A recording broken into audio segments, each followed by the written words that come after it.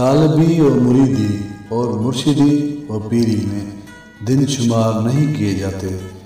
مرشد کامل ہاتھ پکڑ کر حضوری میں پہنچانے والا ہوتا ہے، جو طالب مولا کو ایک لمحہ میں تمام حوادث سے گزار کر حضوری میں پہنچا دیتا ہے۔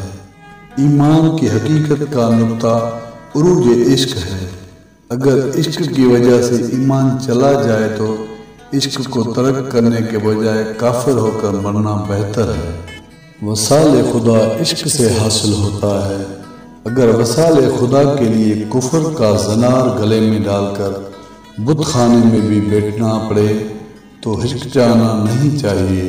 فقراء کے حکم کی تعمیل کرو کہ ان کی مخالفت آدمی کو دونوں جہاں میں خوار کرتی ہے۔ طالب مولا کبھی بھی مرشد سے خلافت کا طالب نہیں ہوتا۔ اللہ مل جائے تو ساری خلافتیں انسان کی مٹھی میں آ جاتی ہیں۔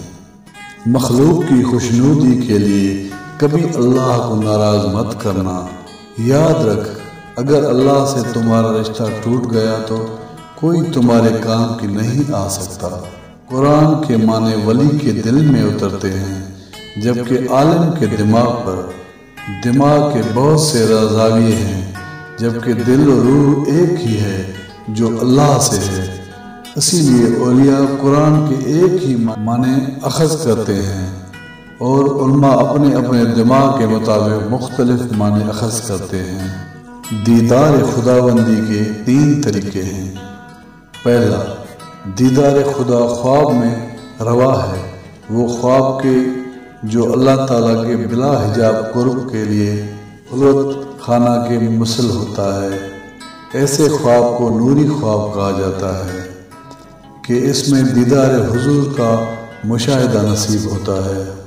دوسرا، دیدار الہی مراقبے میں روا ہے۔ وہ مراقبہ کے جو موت کے مثل ہو اور صاحب مراقبہ کو حضور مولا میں پہنچا دے۔ تیسرا، صدقی آنکھوں یعنی نور بصیرت سے دیدار الہی کرنا روا ہے، ایسے کہ جسم اس جہاں میں ہو اور جان لا مقام میں ہو۔ لذت دیدار الہی سے بہتر کوئی لذت نہیں ہے، اور اللہ تعالیٰ کا دیدار نور بصارت سے نہیں، نور بصیرت سے حاصل ہوتا ہے۔